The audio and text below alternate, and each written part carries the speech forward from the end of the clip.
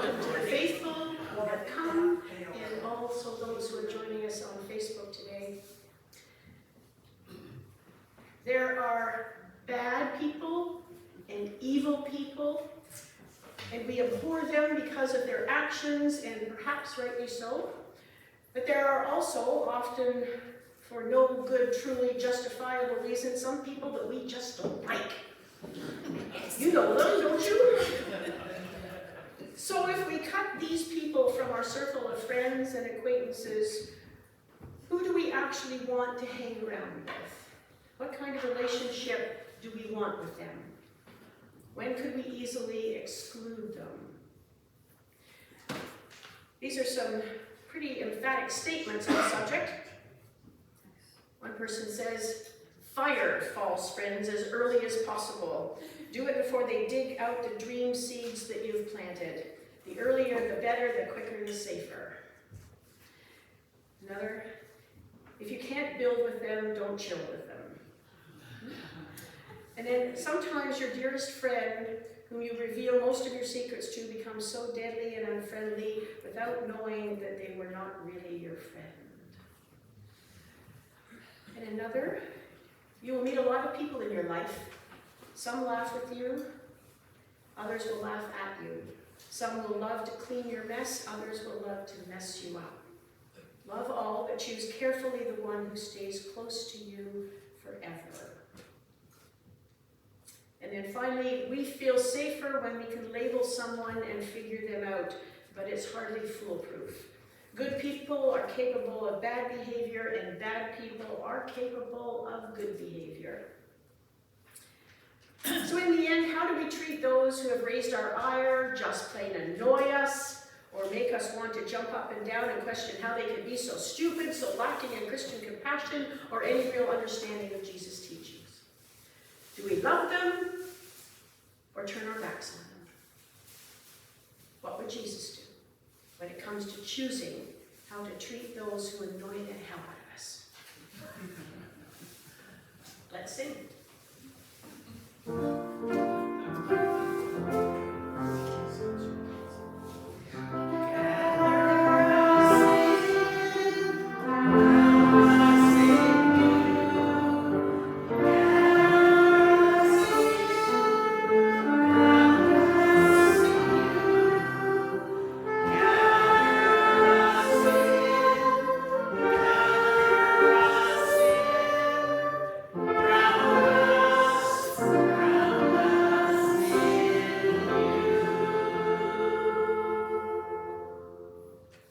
The Spirit of God calls us from many places. Some of us live alone. Some of us come from busy homes with many people, but we are all part of this family. This week has been difficult for each of us. Some of us have had happy news we want to celebrate. Some of us face grief and need to cry, but we are all part of this God's family.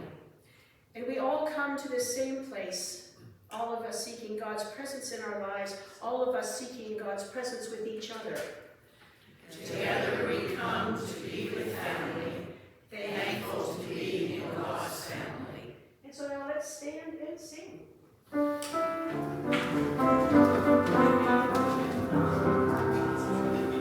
are one as we come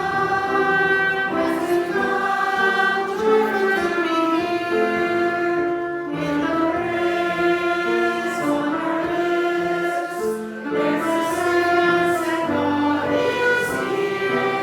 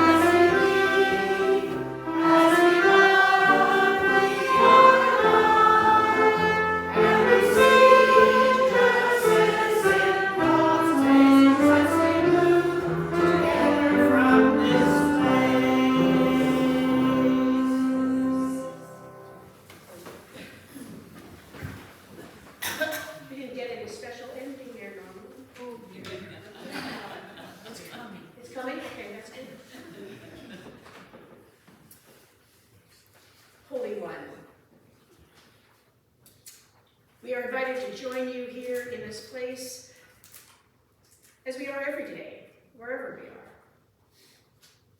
But today we ask that you enable us to see things as you see them, to act as you would, to see people as you do, and to respond as you would towards them.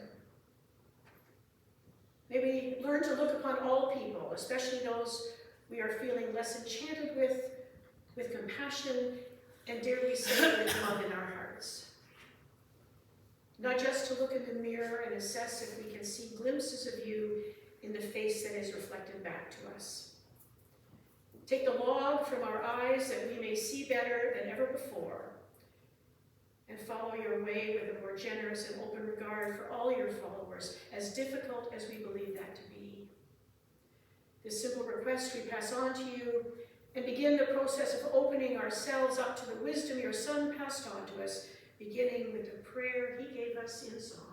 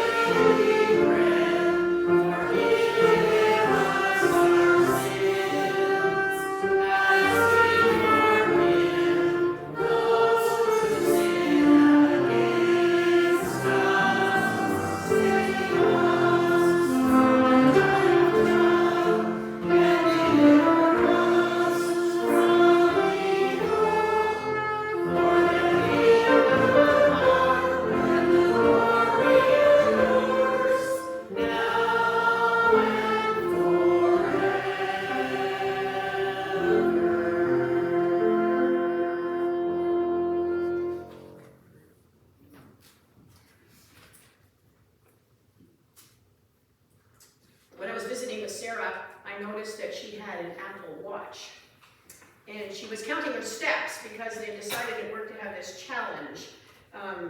It's going to take over a specific time, but they have teams, and everybody has to walk as many steps as they can in a day, and they'll see who wins at the end. I don't know what happens after that, but anyway, her personal challenge is, of course, to walk the 10,000 steps. So we're sitting there at 10:30 at night, and she's just marching away, lounging on the couch, trying to but she's trying to make them up. And I'll never walk that many in a week, let alone a month, maybe. Anyway, but I learned about this watch, this Apple Watch, that it sends the wearer an alert sometimes that reminds them to stand up. Does anybody here have? Betty, do you have one? Okay. I didn't know these things. I don't know. And apparently they have been sitting on their duffs for too long. Time to get up and stretch and get the oxygen moving, maybe do something a little different. The other alert is that it can give you is to breathe. To breathe. I don't think it's suggesting that you're holding your breath or that you're dead, but but I hope what it's saying is that it's take time to relax. Let go of all everything that's bothering you. Listen to what your mind and body are saying to you. Both of these alerts would likely be helpful for all of us at some time or another. We can often put our own needs last and get caught up with the demands that others are making of us. And it's not that we don't want to get involved in the lives of others. Living in community is part of that, whether as a Christian, could be a smaller community in our family, in a bigger community, in a church. But we need just to remember to take care of ourselves, to stop and smell the roses, so to speak. There's several mentions of Jesus taking the time to take time away from everybody. And I wonder if when the day was over and he and his disciples were gathered around the campfire, if he managed just to sort of slyly move away, back up into the shade of the woods, and just relax. Just relax when he didn't have to answer questions or explain things. Just to sit and listen to the hum of the voices of the people he loved. Did he relax from the Sabbath, or at least perhaps another day of the week when he didn't have to preach? I wonder if he spent so much time walking from one town to another that if he had an Apple Watch, would it have told him just to sit rather than stand? Either way, we all need to be reminded to take time to breathe, to relax, to let go, or to stand and get moving if being sedentary is our problem. Visit someone, help out where help is needed, do a good deed for someone. When we do these things, let us know that we have Jesus by our side.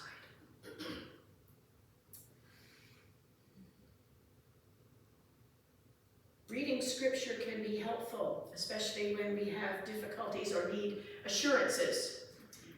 Helen Gardner, a woman who was a church lady down in New Liskeard, it was her celebration of life yesterday, and she apparently made reading Psalm 23 a daily practice, and she led a good life. So let's us sing the song today. Psalm 23.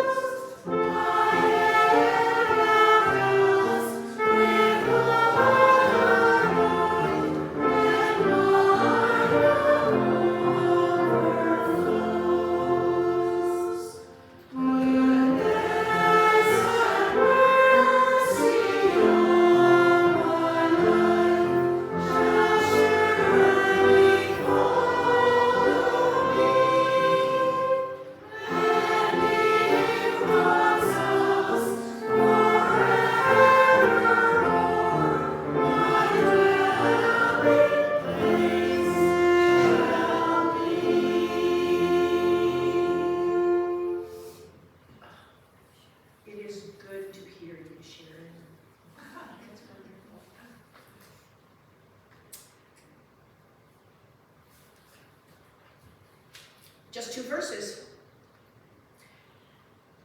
From 1 John chapter 4, this commandment we have from God, that the one who loves God should love his brother and sister also.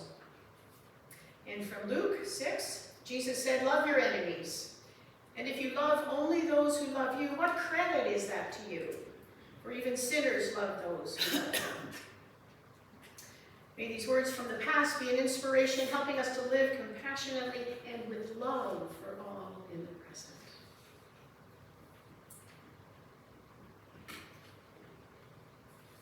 We all listen, read, see.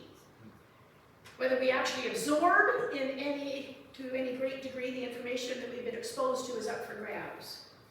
Whether we debate it with others so that we will see all sides of an issue is up to us. That's one of the joys of hanging out with a group when we have them.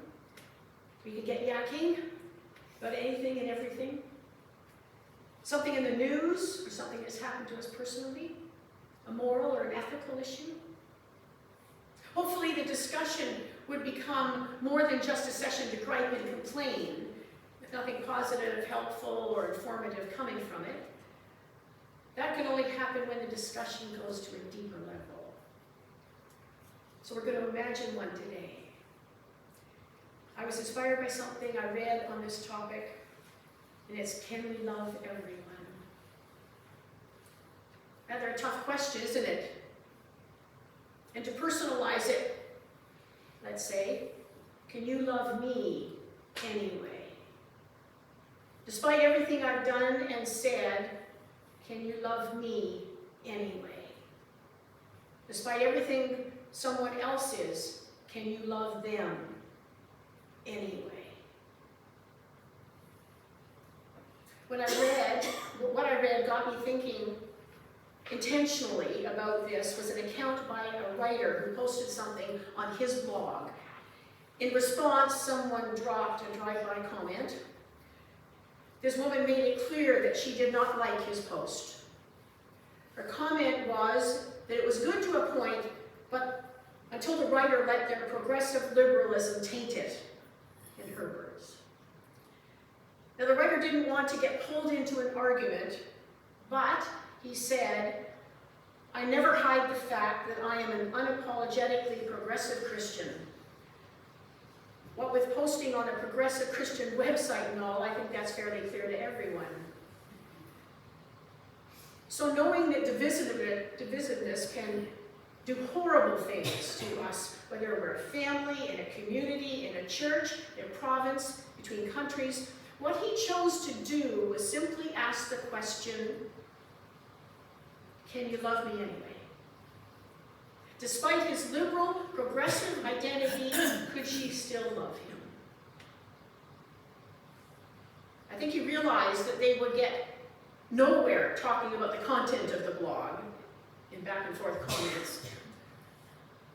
But could he use this moment as an opportunity to bring together the us and them factors, the right and the wrong, the conservatives and the liberals, the whatever, those with marked differences. So all the blogger did was ask the woman, can you love me anyway? He asked her if instead of seeing him as simply a progressive liberal, could she just see him as a human being? As someone who maybe she might have something in common with him. The woman reported back that she didn't seem to understand the question. He said, it's possible she thought I was being sarcastic, but I wasn't. I was really trying to understand. Is it at all possible for a conservative, in this case Republican, to even try to understand me? Can she love me anyway, even though we will probably never, ever agree? It's a hard question. He explained that he was not attacking her, but rather just had a difference of opinion from her. He assured her that he wasn't offended, nor did he feel attacked. He simply wanted to get to the love between them, to find out if it was a possibility that it was there. And so he asked her again to please answer his question. Even though we will probably never agree, can you love me anyway? She never answered, which likely says it all. Now the blogger says that he didn't blame her. In fact, he told her that he wasn't sure if he could love her either. But he was still trying, and that was the most important thing. He was trying really, really hard. You know, when we have communion, the feast we set out is called the Lord's table. It's where we are all invited to join in a meal together with Jesus as our host. We do not fence it in, allowing only some to eat with us. Jesus invites us all, even though we may have different opinions, different outlooks. So we will all have our own personal relationships with this man who is hosting the meal. He is present, even here and now, in whatever way we as individuals understand this. In our own way and in his own way, he speaks our love language, inviting us to the most beautiful of tables. And at this table, the noise of the world and all those angry, accusatory voices just fade away as we picture him there. We're looking at his face at the head of the table. And he's beaming at us. He opens his arms to us. He sings liberation songs over each of us, freeing us from our own personal bondage. My bondage, of course, though, is different from your bondage, and yours from the next person to you. But in the end, it all leads to the same question being asked of each and every one around the table. Can we love each other anyway? As we sit shoulder to shoulder around the table. The thing is, though, that I might say this is my table. And I don't want the salad, I don't want the raisins, I don't want the peas or the Brussels sprouts or the liver. My table is reserved only for certain types of food. Chocolate, gluten-laden breads, sugar-filled croissants, and really good steak and sweet potato.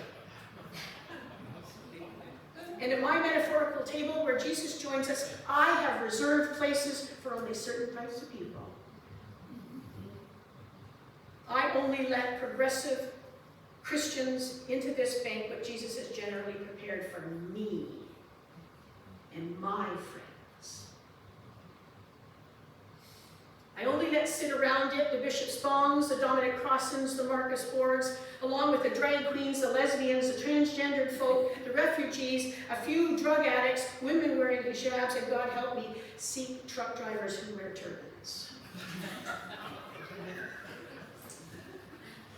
And you? Maybe you will only let others very different from those I've just listed above sit down with you. Maybe people who think like you, who are broken just like you, those you feel at home with, comfortable with. I may be emphatic that my banquet table is definitely not for the Donald Trumps or those who voted for him, the Paul Bernardos of the world, or their sexual deviant friends, or the North Korean president, or members of ISIS, or abusive spouses, or anyone who says that their Christianity is right and mine is wrong. But then we have these stories in the good book. And we hear how Jesus lets everybody sit down. Like the woman who challenged the blogger, some of us might say, Jesus, don't you know what she did? And in the quietest of whispers, meant to help liberate all of us, we hear him tenderly whisper, ignoring her question, I know what you did, my child. Those words should reverberate, echo around our minds, followed by the sound of our hearts breaking as we admit the reality of our lives. We feel the searing of the refiner's fire, the burn of the alcohol in a cut as we ponder on ourselves now. We might get angry about what Jesus is implying, that we haven't been all that perfect. We might even choose to ignore him, at least for a while. Instead, we become self-absorbed with busyness and the things of this world and feeling self-righteous and affirming our own perfection. But when we finally get around to being honest with ourselves, if we can, we'll open ourselves up to Jesus, to someone else, even to ourselves, and say, can you love me anyway? And we want whomever we're talking to just open their arms, just to let us fall into them. And hopefully we will learn how to do the same. If I do this, if I act like this, if I show you who I really am, how I really feel, can you love me anyway? If I do this, or if I act like this, if you show who you really are, how you really feel, can I love you anyway? Now here's the bad news and the good news. In all probability, Jesus is the only one who freely, unreservedly can love us anyway. It's only when we sit at his table that we, as we fidget because we know he's watching us, can look at those around us whom we consider less than, wrong, twisted, callous, thoughtless, unjust, and maybe realize that they're all human beings with a right to their own opinions and made in God's image, beloved in God's eyes. That they are cherished and belong to God just like you and I. It's only when we sit with Jesus by our side that we might have the log removed from our eye so that we can see what he sees. Someone flawed but loved, someone wrong but loved. Can you love me anyway? Can I love you regardless? Honestly, I struggle with my answer. But we have to keep trying. We all know what I'm talking about. Can we love them anyway? Do we have to love them anyway? I struggle with the question. Many of you may too. We might still be simply crying out, no, at the top of our lungs. I can't love them. There are some I don't think I can love, even like.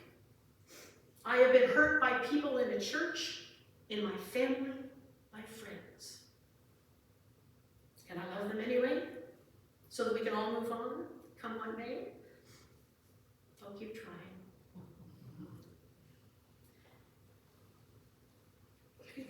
This blogger is still, struggling with this question. He refers to himself as the rudest guest at the banquet, what with all my demanding for my perceived justice. He doesn't know if he can live this other Jesus way, loving everybody, even those who hurt him. But he admits he's trying, and that is all that any of us can do. Just keep trying. I need to keep trying. I first need to say the words. The next thing is to get my heart to feel them, my mind to believe them. We need to grow hearts big enough to live up to Jesus and his table feast, where the answer to my question of him is, of course I love you, Elaine. Despite what you do and say sometimes, I love you anyway. I hope you hear these same assurances and know that you are loved all through the process, which is part of the journey, however long it takes. Let's sing.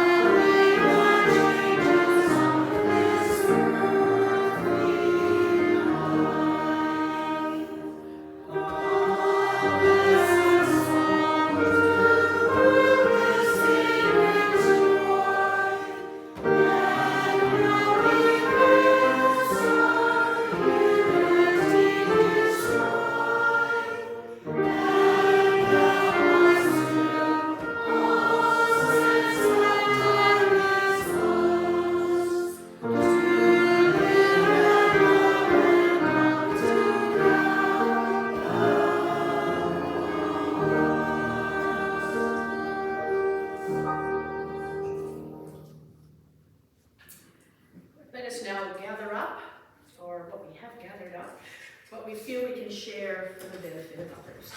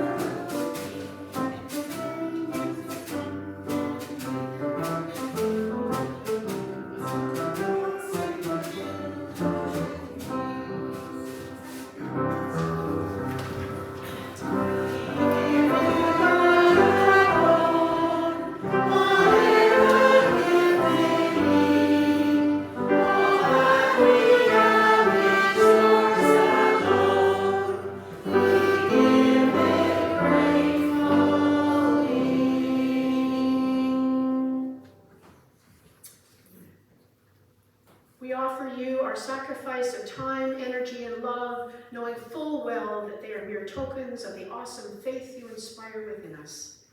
Accept these gifts, that they may continue the good work in Christ, in our church, in our community, and in the world. Amen.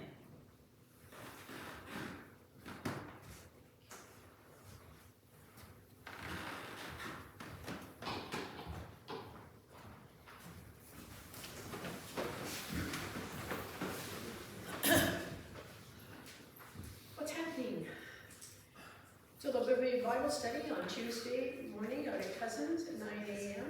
9:30? 9? 9, right? 9, okay.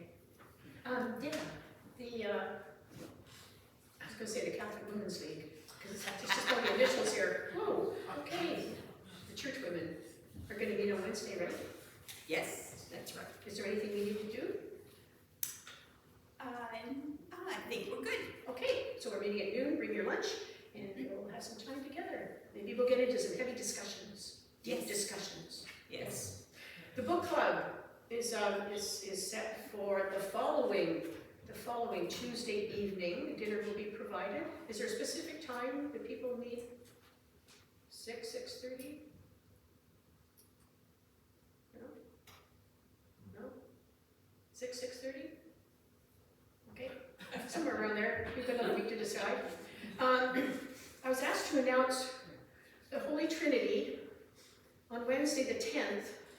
They're having their church open for 12 hours to anyone to drop by and reflect on those in palliative care and their caregivers. I will receive an announcement, so that was just verbally whispered into my ear. And of course, you have to remember those things, and I don't. But that's as far as I have. So I don't know the times, but I'll get them to you the next week. I'd like to thank everybody who participated in the service last week. It's an awesome responsibility, but Gail Tucker has the clicker down, not Carol Tucker, has the clicker down perfect now. So it's a hard thing to do, but you gain confidence as it goes. Yes. And thank you to Ed and our guest. Darren. Our guest, Darren. yeah, from Calvary. And your friend, who's your friend? Oh, Ralph. Yeah. Ralph? Oh, yes, Ralph. Yeah, oh yeah, he was just there helping, yeah. Yes. And Ralph, for putting away the Christmas decorations and getting them back in wash. But we aren't the last. I saw somebody else still, someone in there has too, so. Yeah, thank you. The smile cookies are start this week at Tim Hortons. Is the food bank still the recipient, or? As far as I know. Okay, yeah. And if there's nothing more, Betty would like to speak. I can just right up there. Good morning, everybody. Good morning. On Monday evening, we had a girls' fun night here at the church. And Mabel, we talked about things that are naughty, didn't we? Oh. You don't need to know, but maybe you'd like to come to the next one. We haven't set a date and a time yet, but it was really nice to get out and just have a little bit of time that we could relax. So thanks to everyone that made the effort to come, and I'm sure we can collaborate and expand on what we do and just have a good social time.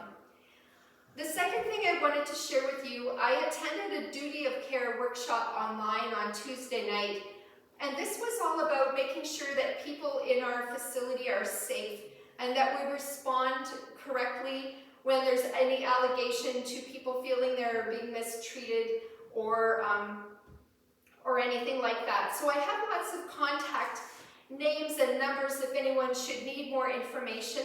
I think at the end of the day, the big message was that if someone doesn't feel safe in our facility, that they need to know that they can speak up. And certainly, Elaine would be a safe place, I would be a safe place. There's a number of members of our congregation that hopefully you would find someone to trust and we could address whatever issues are landing there. So I have information and resources that I'll share with Elaine, and just to know that there is that conversation going on.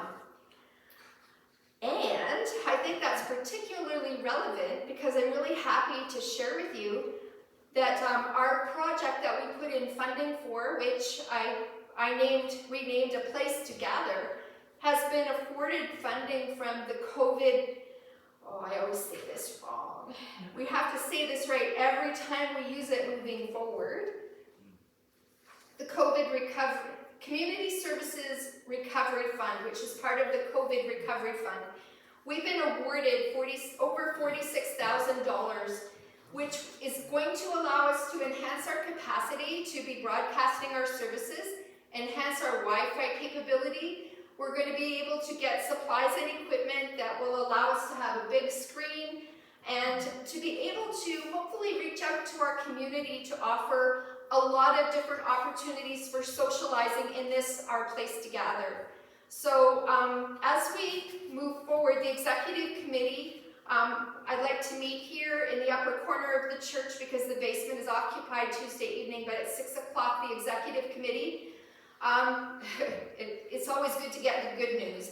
And then you open, I don't know if it's 15 or 17 pages of all of the little details, which are mostly things that we just have to do our best to make sure that we're remembering to put that Community Services Recovery Fund in everything and links to the government and acknowledge that they're helping us with this.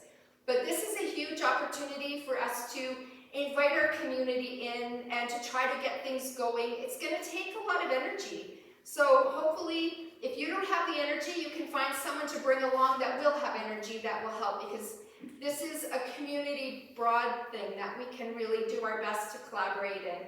I think we should be super excited. Money from the government doesn't just always come easily, but I want to just read you a few of the words that they put in the letter. The purpose of the grant is to enable the grantee to carry out all activities provided for under this agreement consistent with its purpose. And our project objective is to enhance our ability to meet the social, mental, and spiritual needs of our community by offering a warm welcome in a barrier-free environment that endorses inclusion, diversity, equity, and social justice.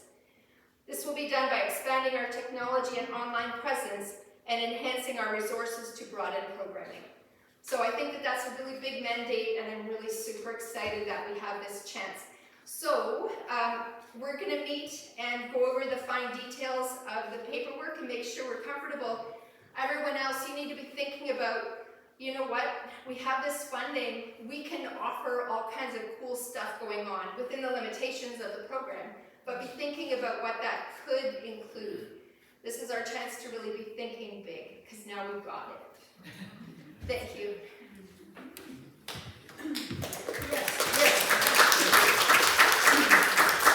That was a lot of hard work on Vinnie's part, filling out those forms and using the appropriate language and the convincing language for the government.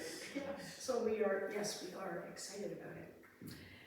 Are there any, sorry Liz, I have nothing for you today. I totally forgot it. Sorry. Sorry, so I can't even fit you and say, please stand. If there's nothing else, yeah, I think I'm good. Let's pray.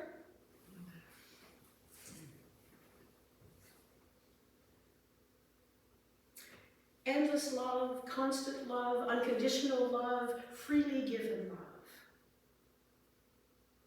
We will get right to the point. We find it difficult to do, and that is to love like you. We are inclined to put conditions, restrictions on whom we can or will love. And we believe that we are justified in our decisions.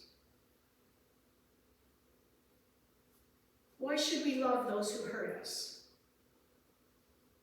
Why should we love those who make poor decisions or get into trouble so that those around them suffer? Why should we love those who don't try as hard as we do to make a success of themselves? Why should we love those whose greed and desire to control takes away the freedom of others? Why should we love those who make us feel as if we don't meet their standards, are less than, not good enough? Why should we love the betrayer? The list goes on for most of us. So what we ask is for help to see past their flaws to the things that would please you, to where there is hope, to know that others may think of us this way too, as being hard to love. We claim to have open hearts, so may forgiveness pour from them, may understanding percolate in them, may love flow from them, so that we can join in the company of others who may be or feel different from us, but always to positively move on in being generous, non-judgmental servants to others both near and far. Again, take the log from our eyes so that we may see what can unite us for the common mission that your Son passed on to us. Bless all those known or unknown to us who need our prayers, especially those in the Ukraine, Sudan, and in Kenya, where children are being rescued from graves. Those coping with health issues, immediate or ongoing. May they experience the love and care of those around them and the professionals who are in charge of their care. Inspire us, love's power, to be and do and speak in tones of love, wherever, whenever, and with whomever we find ourselves. Amen. Did anybody find on Facebook this week somebody was talking about Jesus and the cross and the thief? Did anybody catch that? Sort of, it has to do with all this too. If I can remember, this person reminded us that the thief had never been baptized, never been confirmed, wasn't a follower of Jesus, didn't belong to the church. Guess what? Jesus said, today you're going to be sitting with me at the banquet table up there. No conditions. A thief. A thief. Jesus welcomed him. Loved him. So, let us sing. There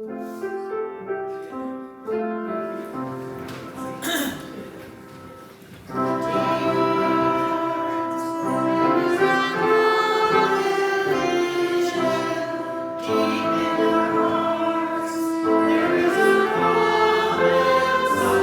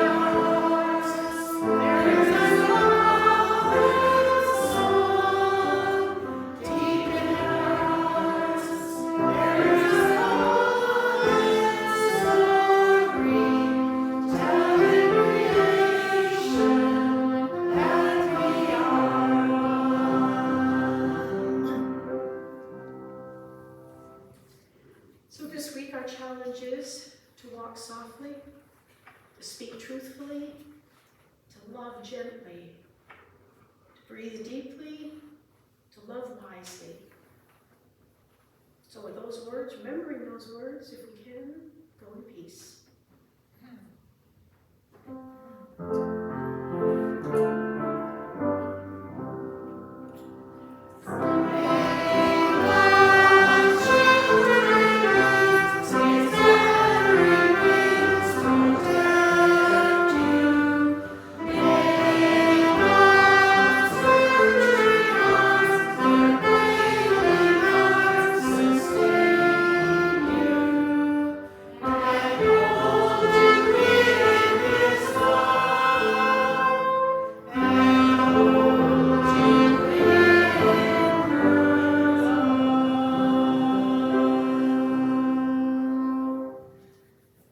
And just something to ponder on for those who can't see it on Facebook. Love is the only thing that can turn an enemy into a friend. And that's from Martin Luther King Jr.